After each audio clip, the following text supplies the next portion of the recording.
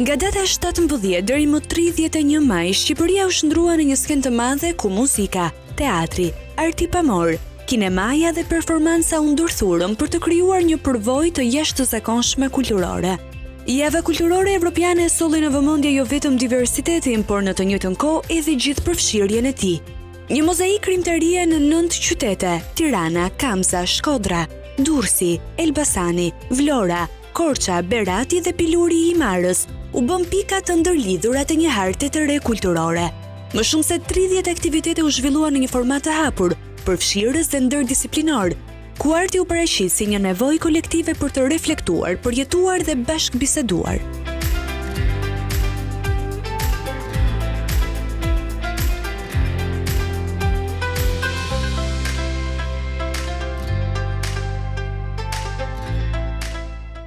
Çfarë na bën evropian? Një reflektim mbi përkatësinë dhe vlerat në Kopa Sigurie u shtrua në një panel diskutimi, të zhvilluar më 19 maj në Shtëpinë e Evropës në kryeqytet. And it's an invitation for everybody to participate. Java e Evropës na fton të mendojmë për atë çfarë do të thotë të jesh evropian, një mundësi për të bashkuar përmes kulturës në histori, muzikë, lëvizje imazhi, një ftesë që ta ndjejmë Evropën në një mënyrë të re. Duam të reflektojmë për çfarë do të thotë të jesh evropian, përtej definicioneve zyrtare. Çfarë është ajo që na bashkon? Ndoshta pikërisht shumëllojshmëria, ajo që e bën Evropën unike. Në thelb të diskutimit qëndroi ideja se vlerat si demokracia, liria e shprehjes, barazia, drejtësia sociale dhe respekti për të drejtat e njerëzit janë ato që ndërtojnë identitetin evropian, një hapësirë reflektimi për të kuptuar thelbin e kësaj përkatësie, përtej institucioneve dhe traktateve. Where we not just accept. Në këtë javë, nuk kemi për qëllim vetëm për të pranuar diversitetin, por për ta festuar atë. Kjo është pjesë e punës sonë, është ajo që na bën të veçantë. Ne kemi përzgjedhur 11 projekte artistike, shumë të ndryshme, që prodhojnë 30 aktivitete dhe të cilat do të zhvillohen në 9 qytete të Shqipërisë. Theksi u vu tek mesazhi që Evropa nuk është një entitet i fiksuar, por një proces i vazhdueshëm që ndërtohet përmes përfshirjes, bashkëjetesës dhe kulturës.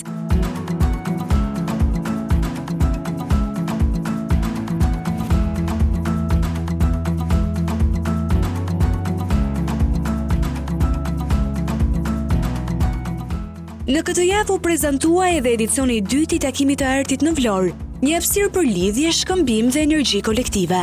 I nisur në vitin 2024 nga Galeria e Bregdetit nën programin Art Nexus, shënoi fillimin e rrjetit të arteve vizuale shqiptare.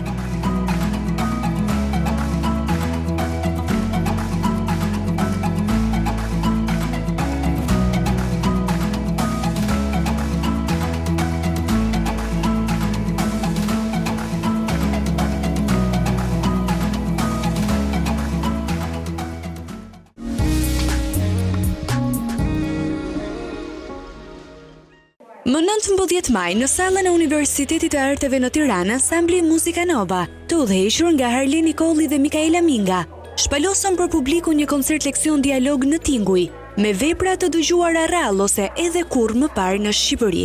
Ky ka qenë një koncert ligjërat, kushtuar muzikës shekullit 20 dhe muzikës bashkëkohore. Ideja fillestare ka qenë e dirigentit Harlen Nikolli, që është drejtues i Muzika Nova Ensemble, dhe unë ju bashkova për një lloj komenti i cili në fakt nuk synon thjesht të tregoj se çfarë bën muzika, por se çfarë përfaqëson ajo, çfarë përfaqëson për kompozitorët që i kanë shkruar këto vepra, për Muzika Nova Ensemble dhe për ta ndarë me ju këtë lloj përvoje.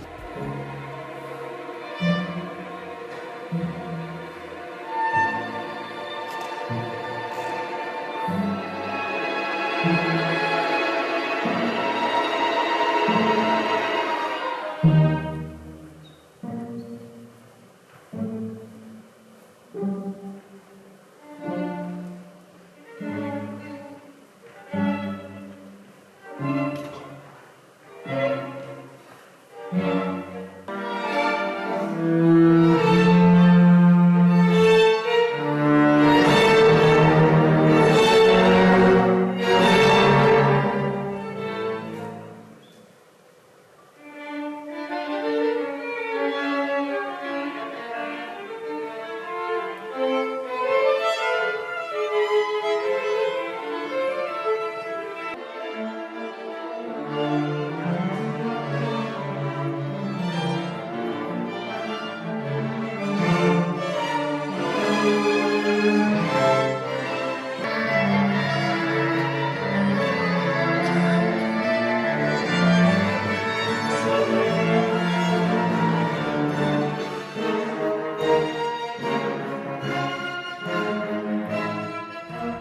Akademia e Arteve në Tiranë u mbush me ardashës, muzikolog, student dhe qytetarë që ju përgjigjen ftesës për të përjetuar dialog në tinguj. Një pjesë e antarëve të këtij grupi ka qenë student, ish student të mit, tani miq edhe kolegë, kështu që teksa i shikoj që interpretojnë këto vepra që kanë një lloj ngarkese dhe nuk është e lehtë, disa interpretohen për herë të parë në Shqipëri, për mua është emocionuese dhe në të njëjtën kohë e vlerësoj shumë. Mesazhi është që muzika, si thua, është gjithmonë një sprov edhe një kërkim. Domethënë nuk është thjesht rutinë të luash të njëjtin program në mënyrë të vazhdueshme, por është edhe të kërkosh diçka të re, diçka që nuk është dëgjuar më përpara, ose të përpiqesh edhe ta dëgjosh ndryshe. Dhe këto vepra pikërisht këtë gjë të transmetojnë. Pra, të qenin bashk, por duke u dalluar ato veçanësitë e secilës.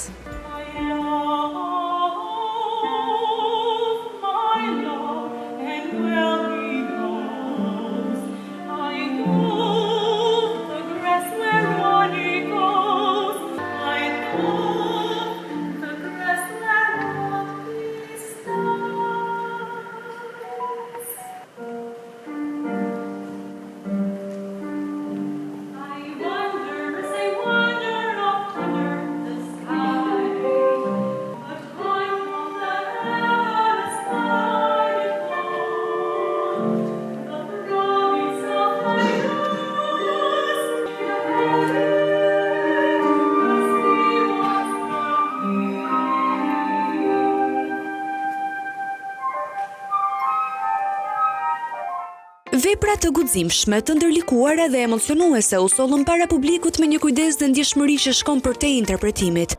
Kur flasim për muzikantët, kam përshtypjen që kanë një farë njohjeje, por mendoj që kjo është një lloj muzike e cila ka nevojë për ndërmjetësimet e veta për të mbritur tek publiku.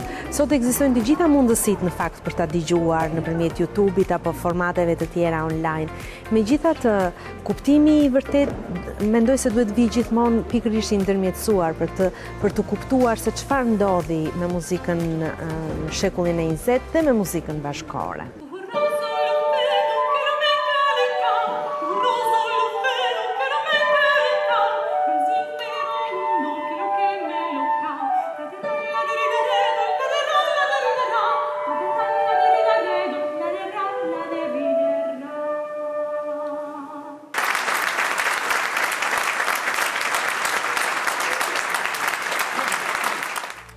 Një nga momentet më të veçanta ishte interpretimi për herë të parë në Shqipëri Refleksit Baqian të kompozitorit Edmond Buharaja. Një vepër që ndërthur strukturën baroke me emocione bashkëkohore, një reflektim i thellë mbi trashëgiminë muzikore dhe përkatësinë.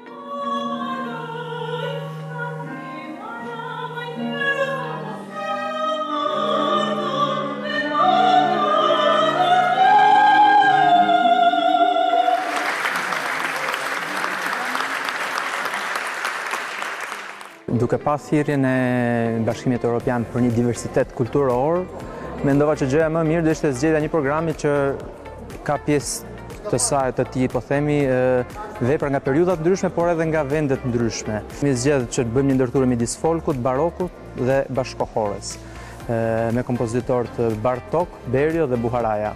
Po aq mbreslënse ishin edhe këngët popullore të Luciano Berios, që sollën një dialog të pasur mes traditës dhe eksperimentit, si dhe Divertimento for Strings e Bela Bartok, që ngërthej në vetvete gjuhën universale të folklorit evropian, të transformuar në gjuhë klasike. Vepra Buharas është një vepër e cila i referohet barokut, ndërsa në Luciano Berio është një vepër e cila i referohet folkut, ndërsa ajo e Bartokut i prek të dyja nga pak. Muzika Nova është një grup, po themi, muzikantësh, i cili prej 5 vitesh mblidhemi me njëri tjetrin për bërë muzikë. Prej 5 vite sigur e thash kemi që bashkëpunojmë me njëri tjetrin dhe në varësi të aktiviteteve të ndryshme zgjedhim repertore të ndryshme, por mos shumti tentojmë zgjedhim repertore të cilat janë në mungesë në vendin tonë, pra ai i muzikës bashkëkohore dhe ai i muzikës vjetër baroke. Mbrëmja nuk ishte thjesht një koncert, ishte një akt reflektimi përmes tingujve, një mënyrë për të kuptuar ndoshta edhe më mirë Evropën njësi një konstrukt politik, por si një hapësirë ndjenjash, kujtese dhe bashkëjetese përmes kulturës. Motoja e jon ishte a space to discover, pra gjithmonë mendoj që ka diçka për të zbuluar më shumë në brendësi muzikës edhe mendoj që kjo është ajo që na bashkon duke munduar të zbulojmë më shumë.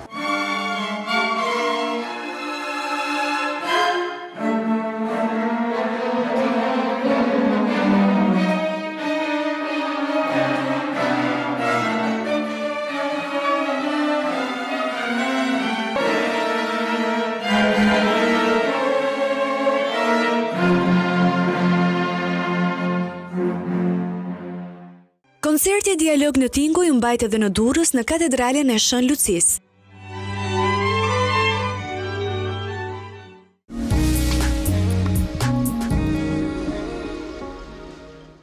Me përemra pagjinorë. Mbani vesh njerëz.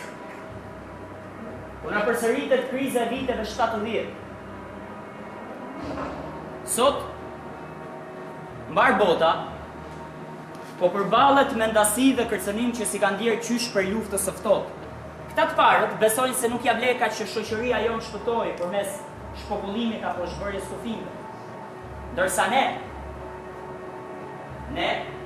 besojmë në histori dhe heron, në njerëzit e thjesht dhe në kulturën tonë perëndimore. Ne duam të vendosim vetë për fatin tonë, dhe jo të më lëm fatin tonë në dorë ca burokratëve anonim. Shoqëria post-gjuhë do t'ishte shfaqja që do të bënte publikun të bëjë dëshmitar i një eksperimentimi skenik që sfidon krizat e komunikimit. Shoqëria post-gjuhë është një titull i cili synon ose reket në një farë mënyre përshkruaj shqetësimin kryesor që ka kjo dramë, që vjen me regji të Klaudia Pirolit edhe me tekstimin, po dhe të shumë njerëzve tjerë që kanë punuar. Koncepti pas ka qenë pikërisht mënyra se si gjuha në një farë mënyrë minon jo vetëm të gjitha situatat politike që përbën demokracinë, por në vetvete është edhe simptom bazë zhbërjes së institucioneve. Kështu që në një farë mënyrë nëse kemi një situatë post-truth, po themi që është edhe faza politike në cilën kemi hyrë, atëherë ne kemi imagjinuar një situatë post-gjuhë, në të cilën gjuha nuk duhet më, sepse politika është kthyer në sensacion dhe në algoritëm. Shfaqja u zhvillua në një hapësirë intime, por me ngarkesë të thellë emocionale dhe intelektuale, si një ftesë për reflektim. Jo pushtet, por rend. Jo puratinizëm, por një strek. Ju na i përqeshni politikat për klimën. Për ne janë përgjegjësia që kemi për sojën tonë. Na i përqeshni edhe politikat e emigrimit. Për ne janë shtyerja e historisë shekullore. Na i përçmoni edhe gjykatën. Është llahtar që emri një martiri antifashist sot përdoret për të përligjur dëbime në masë. Kufijt janë veç sa jesa. Një lloj si faktet tuaja të shpot, e mbështesim emigrimin. Nuk ka qenie njerëzore ilegale, dhe nuk ka se të vdes askush që kalon një shkretëtir, veç se i gjyshi pat lindur në anën e gabuar të një vije arbitrare.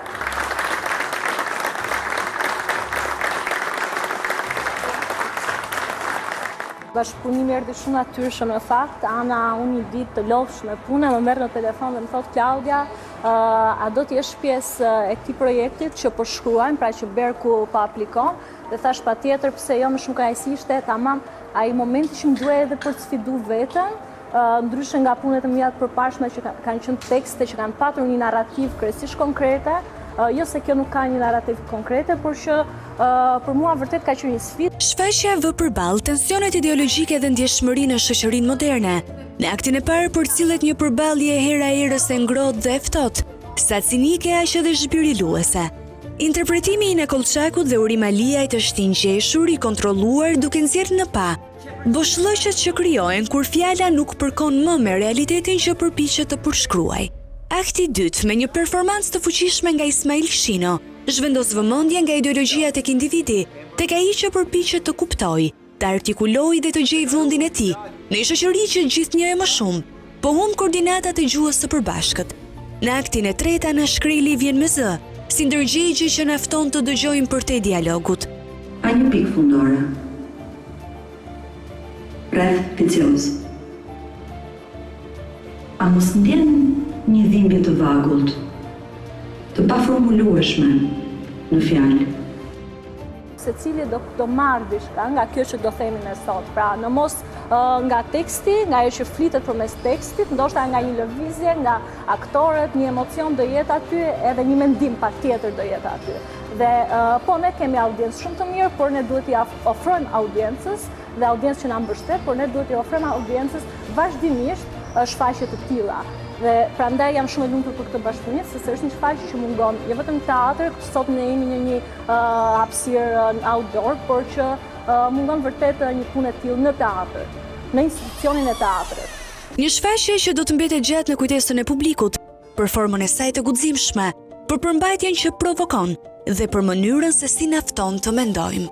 Çfarë na nevojitet ne që punojmë në teatr është një autore si Ana, e cila flet, edhe është flet, shumë pastër, shumë qartë, dhe është edhe guximshme do të thoya, kështu që falenderoj shumë, na mungon shumë tekste të strukturuara dhe me narrativën që Ana sjell sonte në skenë. Për mua ka qenë një përvojë shumë e mirë puna me Klaudian dhe me aktorët dhe me skenografin, me çdo që përmendi, për arsyeën e thjeshtë se unë kam mundur të shikoj se si një ide mund të shndrohet në lëvizje, të mirëfill dhe të aktualizohet.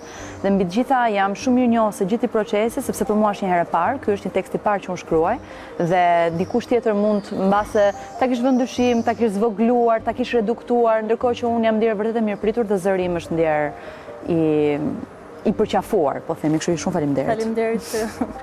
Shfaqja Shoqëria Post Gjuhë pati rrugtimin e saj edhe në ditë të tjera të javës kulturore evropiane.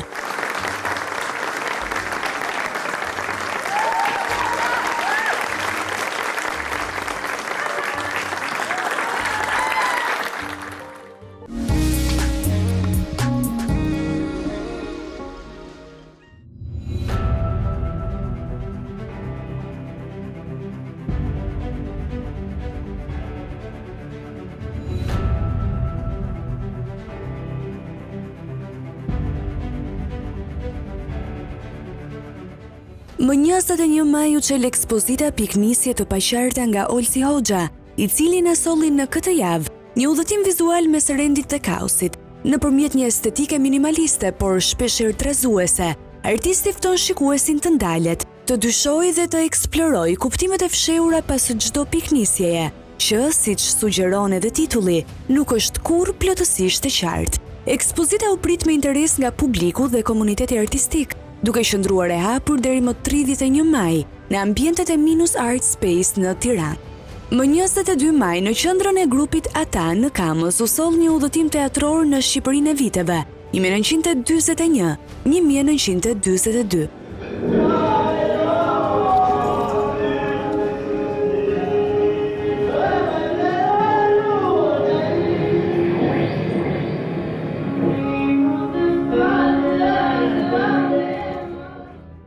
Kjo u përcoll më së miri fal shfaqjes Kanga Eme, përmes zërit të një vajze që guxoi të mendojë lirshëm, e bazuar në ditarin intim të Bedi Pipës, një vajze 23 vjeçare që jetoi në Shqipërinë e pushtuar. Shfaqja sjell në skenë një rrëfim të thellë personal, mbi lirinë e brendshme dhe forcën e mendimit. Ky projekt është vazhdimsi e një pune 11 vjeçare që grupi Ata ka bërë në Kamës. Jemi një grup aktivistash të cilët ndër praktikat që kanë provu për me fol me qytetin, me qytetarët, edhe për me fol për qytetin tej Kamzës, ka qenë edhe teatri, dhe kjo është produksioni 13, praktikisht në 11 vite jetë grup. Kanga Eme ka ardhur si përshtatje e një vepre letrare, autobiografike më shumë në fakt, e ditarin tim të Bedi Pipës, nga familja Pipa, e cila praktikisht në vitet 40 ajo shkruan një ditar edhe lën një pasuri të rrallë për të gjithë ne, për letërsinë, me stilin e vet unik edhe krejt special në të shprehur. Bashkëpunim me Elsa Demun, e cila është gazetare kulture dhe që ka një kontribut të jashtëzakonshëm edhe në jetën artistike, kulturore, sociale në Shqipëri. Bashkëpunojmë me të dhe ajo na e propozon praktikisht një farë procesi laboratorik në cilin përfitojmë tekstin e Bedi Pipës. Me punën e Klodian Gjëmpalaj, me punën e aktivistëve tjerë të grupit Ata, me një grup kast aktorësh të cilët janë shumë pasionant, po nga ana tjetër janë të rinj, të cilët kanë angazhimet e tyre në universitet, në punë. Përmes një qasje minimaliste dhe një kori zërash që ndërthure natyrshëm, publiku përjeton jo vetëm një histori intime, por atë të shumë vajzave dhe grave që kanë jetuar në heshtje. Fantazma jemi. Ti që njeh më mirë se gjithkush duhet të ndër. Më thuaj, shumë gjallë fantazmën e saj në sene, por nuk flas me kancerin. Ajo po flas atë. Ishte e vogël në fillim, por ka gjithë u shtuar. Dhe së shpëtë. Një. Baro. Është e rëndësishme patjetër që të njihen me Bedi Pipën, pra të njihen me atë çka ajo ka lënë si trashëgimi, është e rëndësishme parë që të njihen me praktikën e teatrit që bëhet në qytetin e Kanxës dhe nga ana tjetër me punën e atyre që janë të angazhuar në këtë projekt, në punën e aktivistëve, në punën e skenaristës Elsa Dema, që kjo është e rëndësishme po aq. Edhe t'i japim një farë zëri gjithë atyre autorëve shqiptar, të cilët praktikisht ndoshta nuk janë në qendër të vëmendjes, por mundemi m'ia u kthy vëmendjen teksa punojmë në këtë mënyrë me ta. Kanga ime është një ftesë për reflektim, ndjeshmëri dhe kujtesë, ku arti ngrihet mbi fjalën për të treguar atë që shpesh nuk bërtitet. Kjo shfaqje pati po ashtu rrugëtimin e saj në Tiranë më 23 maj dhe në Shkodër më 25 maj. Më 23 maj në Qendrën Kulturore Tulla në kryeqytet u shpalos për publikun shqiptar ekspozita Ka po nisen dallëndyshet nga Redina Qosa. Përmes teknikës tradicionale të qëllimave dhe një procesi bashkëpunues me gra artizane, ekspozita është ndruar në një instalacion të heshtur, por thellësisht ndjesor, që prek temat e migrimit, identitetit dhe kujtesës. Ka po nisen dallëndyshet është një ftesë për reflektim mbi rrënjët, shpërnguljen dhe kujtimet që na ndjekin gjatë gjithë jetës, pavarësisht vendodhjes, për gjithçka që marrim me vete kur largohemi dhe gjithçka që mbetet pas. Kjo ekspozitë qëndroi i hapur deri më 29 maj.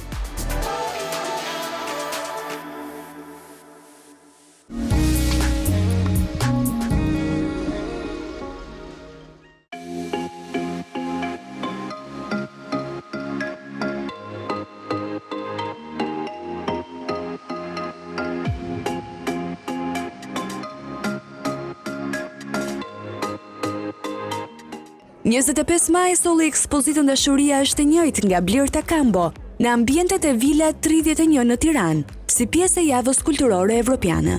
Kjo ekspozitë ishte një deklaratë e fuqishme mbi lirinë, përfshirjen dhe identitetin, një festë e dashurisë në të gjitha format e saj. Ne jemi shpirtra që kemi veshur kostum kocke dhe mishi. Jemi dora e vetmuar që kërkon një tjetër dorë për të mbajtur. Përmes historive personale dhe pamjeve simbolike, Blerta Kambo na ftoi të reflektojmë mbi mënyrën se si e shohim, e pranojmë dhe e përqafojmë njëri tjetrin. Puna quhet Dashuria është njësoj dhe bëhet fjalë për disa printime, në të cilat që quhet printim lentikular, në të cilat janë 3 imazhe të ndryshme në një, dhe varet nga këndi ku ti ndodhesh dhe sheh 3 imazhe të ndryshme. Në këtë rast janë 3 çifte të ndryshme dhe secili prej tyre është duke përqafuar personin e zemrës dhe duken sikur janë një, dhe ideja është pikërisht për të thënë që dashuria është njësoj për të gjithë. Dashuria është e njëjtë, solli në vëmendje se të gjithë meritojmë të duam dhe të na duan, lirshëm dhe pa frikë. Kjo ekspozitë qëndroi i hapur deri më 31 maj.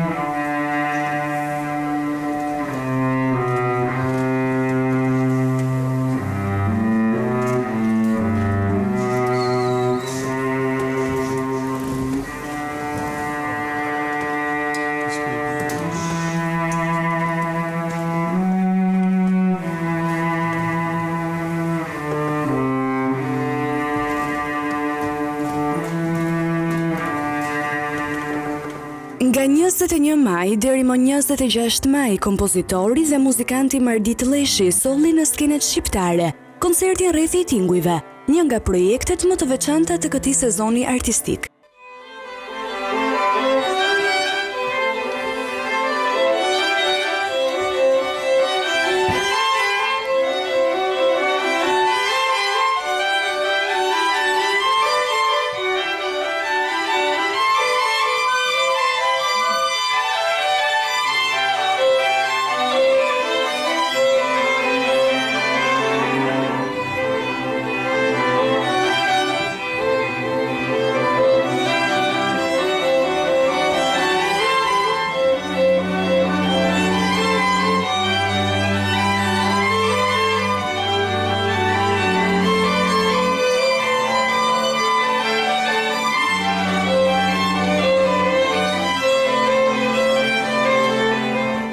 Në Teatrin e Metropolit, publiku i kryeqytetit mbrëmjen e 26 majit pati mundësinë të shijonte elemente të muzikës tradicionale me tingujt modern të kitarës elektrike dhe efekteve zanore bashkëkohore.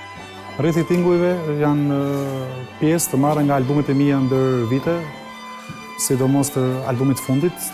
Janë munduar të përshtas për sekset harqesh dhe pastaj që kanë duetur vetë, pra kanë performuar vetë për violonçelë dhe kitare elektrike. Kryesisht frymëzuar nga muzika minimaliste dhe klasik minimaliste dhe ambient. Performova në një rrymë më ambient dhe më, si më thënë, me aparaturë më elektroakustike. Atëherë vendosa që harqet, pra sistemi i sekstetit, të luante përpara, të mbaronin punë, pra edhe publiku me një shije tjetër, pastaj ka një pauzë të vogël dhe në atë moment, mas pauzës, futem unë që ndryshoj pak nga ajo loja akustike e sekstetit të harqeve. Kjo përvojë muzikore udhëtoi në 3 qytete, Elbasan, Shkodër dhe Tiranë, për të ofruar një performancë që shkon përtej skemave klasike të interpretimit muzikor.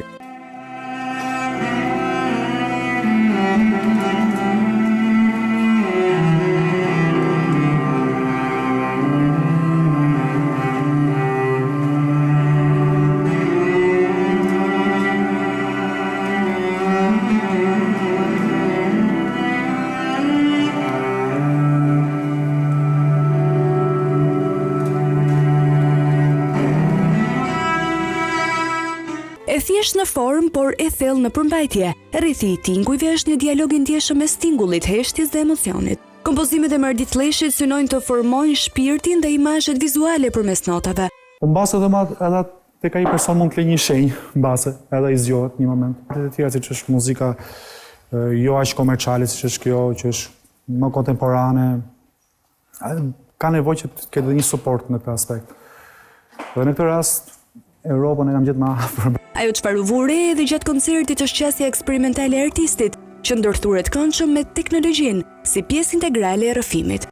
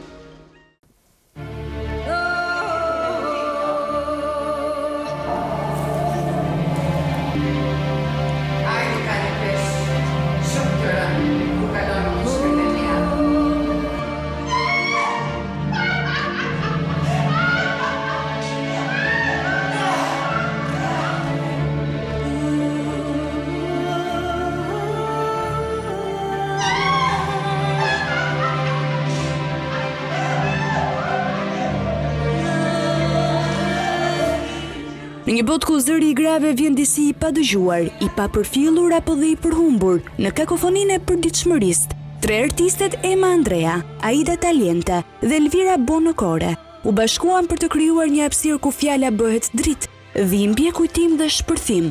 Gjua mëm. Ne jemi përpjekur të kthehemi pas në kohë edhe të dimë se të risjellim në kujtesën e publikut ton.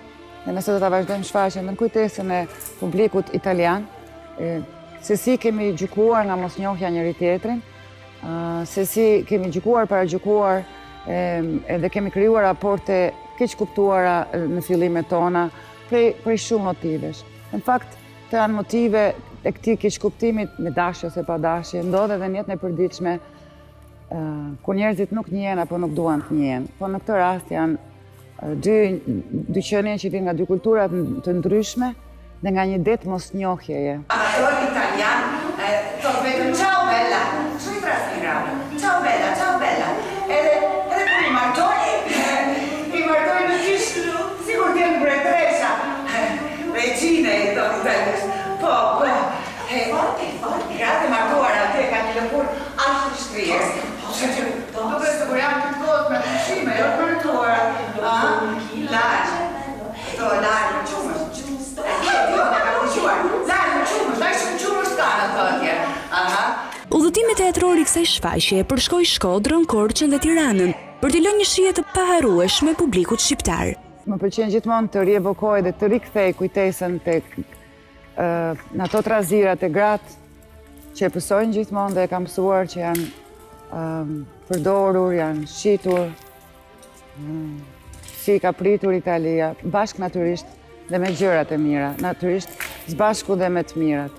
Nuk dua asnjëherë që ne të harrojmë se sa e vështirë ka qenë njohja dhe fitimi asaj, mbritja asaj që ne e quajtëm liri. Mendoam se kur të mbrim në brigjet, Descartes nga panjohja, natyrisht nga etja.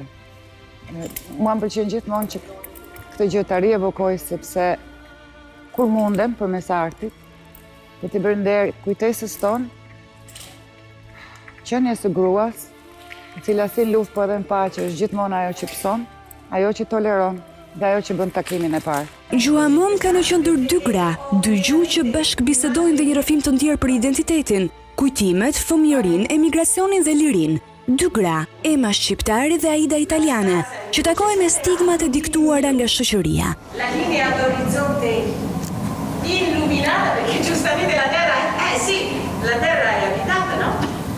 E le città a chilometri di distanza, e poi i centri urbani, il profilo delle case.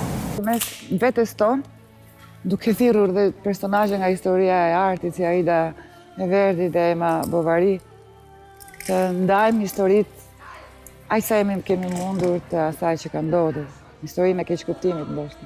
Kur unë pata idenë të punoj me një artiste italiane për këtë projekt, se më duket shumë normale, arti pa kufi, shumë normale dhe ajo pranoj, për mua ishte një kënaqësi shumë e madhe profesionale. Sot madje po diskutonim, na duket se u kemi një jetë që jemi dhe një vit që punojmë. Me një skenografi të thjesht për plot kuptim, gjuha më me përballi publikun me paragjykimet, keq kuptimet dhe nevojën për të mos harruar të ëndërrojmë. Jemi në të njëjtën val në krijimtari, jam gjendur shumë mirë. Uroj të kem sërish mundësi, jam shumë e kënaqur, e krenare që kemi më në fund edhe unë personalisht e kam mundësin që të bashkëpunoj edhe të mundemi të krijojmë këtu art, teatr, performanca në dy gjuhë. Ashtu siç bota tani më është mësuar, sepse gjuha verbale nuk është gjithmonë më e rëndësishme e komunikimit, e teatrit, arti, ta jep të mundësi. Një shfaqje e ndërtuar mbi rrëfime, një histori sa intime aq edhe gjithëpërfshirëse për shoqërinë e kohës, per njerëz të transicionit. È stato un invito che mi è stato fatto da Emma un po' di tempo fa. E il testo che avete sentito, la storia. Ideja për këtë shfaqje më është dhënë nga Emma pak kohë më parë. Gjithë historia në fakt është fryti një serie letrash që kemi shkëmbyer unë dhe Emma, kur po mendonim se çfarë materiali mund të përdornim. Më erdhi në mend kjo gjë. Tash është një takim mes dy grave, prandaj do të ishte vërtet bukur që këto dy gra të shkruanin letra njëra tjetrës. Letra që lidhen me të kaluarën e tyre në Itali dhe në Shqipëri, sepse historitë e këtyre dy vendeve janë shumë të ndryshme dhe në një pikë janë takuar. Kështu që këto letra u mblodhen dhe u përpunuan nga një dramaturge italiane, Elvira Buonocore, por duke punuar gjërat ndryshojnë natyrshëm dhe nëse më parë historia kishte një rend kronologjik, tani kemi zgjedhur të punojmë mbi kujtime të vjetra, por sërish nuk është thjesht një shfaqje, është një studim të cilin shpresojmë ta zhvillojmë më tej. Ka lendur për vetëm pak ditë, kemi pasur shumë pak kohë këtu në Shqipëri, më pak se 10 ditë, prandaj është bërë një përpjekje për të bashkuar idetë, ndryshimet mes dy kulturave. Abbiamo avuto la fortuna di trovare una bella sintonia nel lavoro. Shfaqja vendosi në qendër një udhëtim shpirtëror përmes pritshmërive të shoqërisë, normave të trashëguara nga tradita dhe një dëshire të brendshme të fortë për liri, vetvendosje dhe dashuri të pakushtëzuar për veten. Credo che ci sia stata una grande generosità da parte di entrambe. Kjo periudhë në Shqipëri ka qenë një dhuratë për mua, prandaj duhet të falenderoj jo vetëm Eman, por edhe njerëzit që në një farë mënyrë anë një tjetër më kanë pritur me ngrohtësi. Tani e shoh se duke punuar së bashku, distancat zbehen dhe arrin të gjesh një kod të përbashkët, një gjuhë të përbashkët. Brenda kësaj sigurisht është ajo që ke përjetuar vetë në lëkurën tënde, dhe kjo është ajo që të emocionon. Nëse një gjë më ndodh mua, ndoshta i ndodh edhe atyre që e dëgjojnë, dhe bashkë me mua në mënyrë empatike bëhen pjesë. Emma Andrea dhe Aida Taliente përmes një gjuhe sa të brishta që dhe të mpret si thikë jetuan rolet e tyre, një pasqyrë për të gjithë publikun ku mund të shihnin, nënat, motrat, mikeshat, veten. Takova një amator, jo nuk shkova unë që të ndrova këtu, se unë kështu përndova që do të këtu, por a i do më ndroj, a i erdi këtu, edhe unë gjithmonë kisha ndëruar, dhe shikoja një amator nga abër, që kur a i erdi, nuk mund të alia të ikte, unë dhe të shia nga abër, këtu, si një kafshë vogël dhe të shikoja nga abër. Ja pash këpucët, tipike, amator italian, po, ora. Tipike, amator italian, po. E pastaj, parfumi gjithë pushtetshëm. Nga aroma e ditës bolla, sepse unë nuk jam suar me fragranca lule, me fragranca të bukura kështu, që mbajnë në vanilje kështu. Se amator italian, është i qenie muzeale. Po, amator italian që ndron atje, në pjedestalin e vetë, edhe askush nuk mund ta dëshojë atë të tokë. Dhe ai ashtu ku korrinte, atje në vana.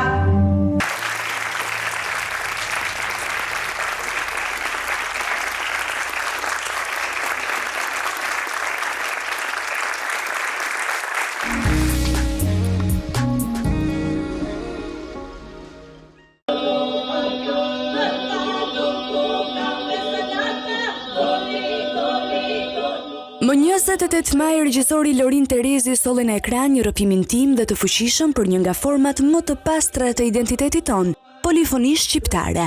Dokumentari vëndshë ndjek nga afër grupin polifonik të Pilurit, teksa përgatitën për pjesëmarrje në festivalin e polifonisë në Gjirokastër, një nga ngjarjet më të rëndësishme të trashëgimisë son kulturore. Por përtej provave dhe skenës, kamera kap diçka më të thellë, zëra që mbajnë një histori, për kushtimin e heshtur të brezave. Vëndshë nga Lorin Terezi është një udhëtim në gjurmët e kujtesës, në thellësinë e fjalës së kënduar, dhe në përpjekjen për ta mbajtur gjallë një traditë që s'ka nevojë për fjalë të mëdha për të qenë madhështore.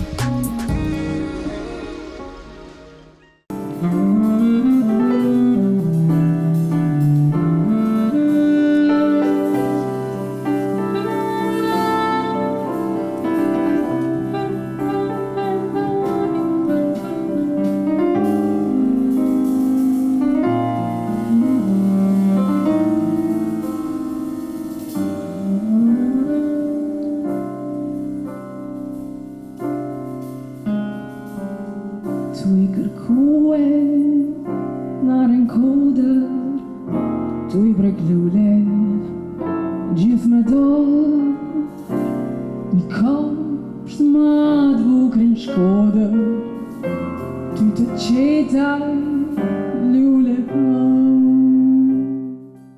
Gjell Boz me Ronan Ishliun dhe Gent Rushin do t'ishte radhës që do t'emociononte publikun shqiptar me interpretimin e këngëve të vjetra nga Shkodra, Tirana dhe Korça të risjella me një frym të re.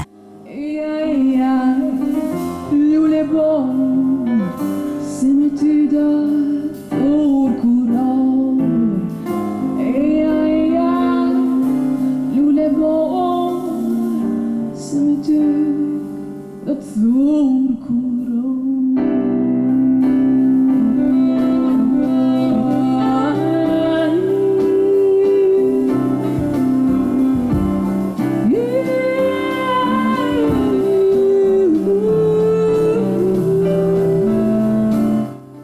Ky koncert është konceptuar që t'jetë më afër publikut, duke konsideruar publikun pjesë të spektaklit. Distanca midis artistëve dhe publikut është munduar që t'jetë, jemi munduar që ta kemi minimale. Jemi munduar që edhe të abstragojmë me këto këngë, për t'u treguar njerëzve deri ku mund të shkojë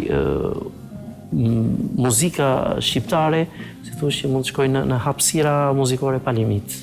Artistët përcollën këngë tradicionale shqiptare përmes jazzit, duke bashkuar trashëgimin e pasur folklorike me improvizimin dhe eksplorimin harmonik.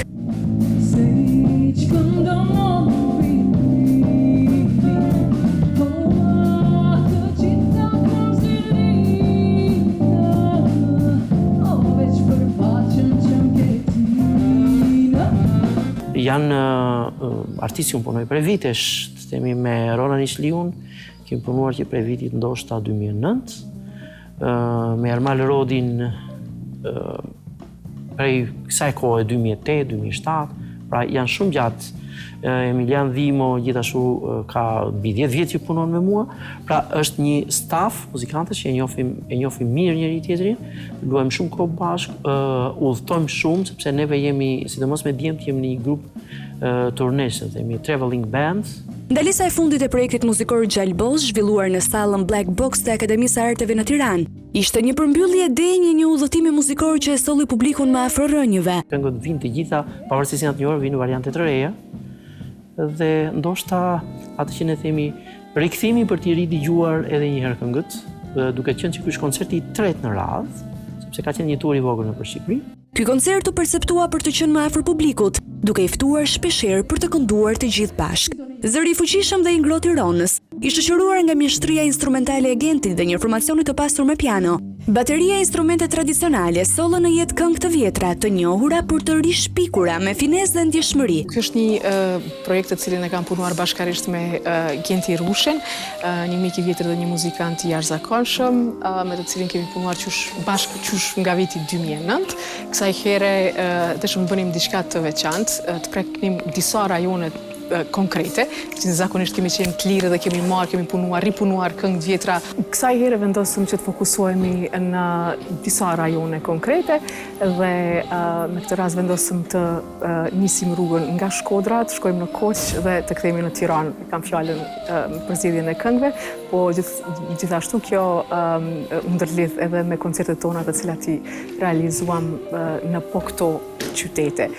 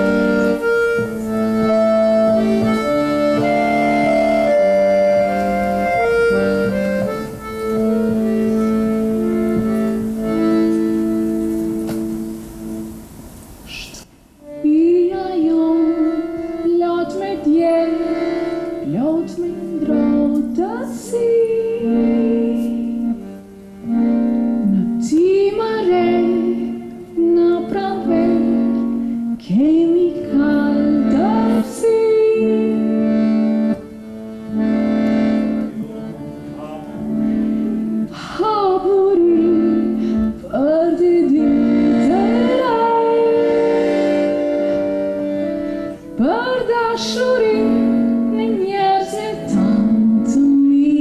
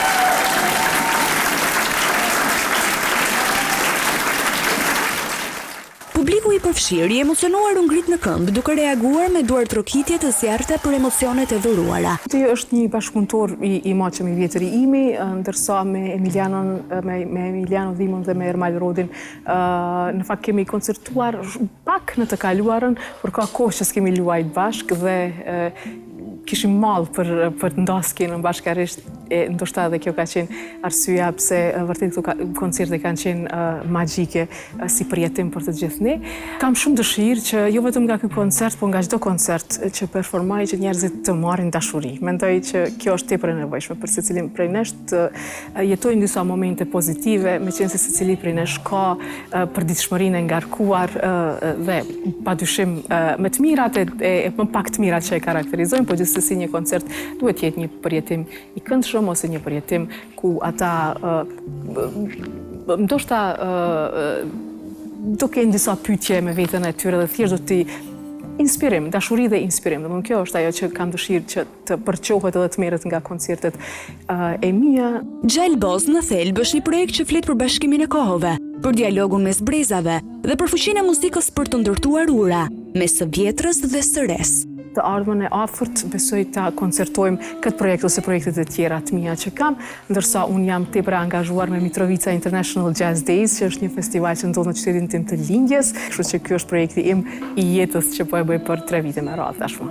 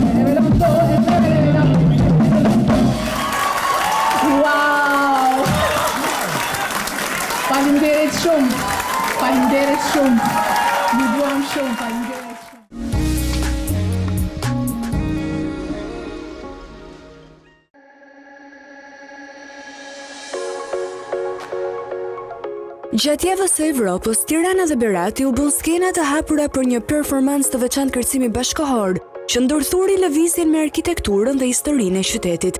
Nën titullin poetik Mes hapash dhe hijesh, kolektivi gjermanësh shqiptar, Was Bleibt Collective, në bashkëpunim me koreografin e njohur Gentian Doda, solli një eksperiencë të rrallë artistike në hapësira publike, duke ftuar publikun të bëjë pjesë aktive e performancës. Performanca sfidoi kufit me spektatorit dhe interpretuesi, duke shndruar mjedisin rrethues në një pjesë të veçshfaqjes. Mes hapash dhe hijesh është një shembull i artit që del nga kornizat formale, për të prekur përditshmërinë, për ta kthyer atë në një hapësirë reflektimi dhe ndjeshmërie.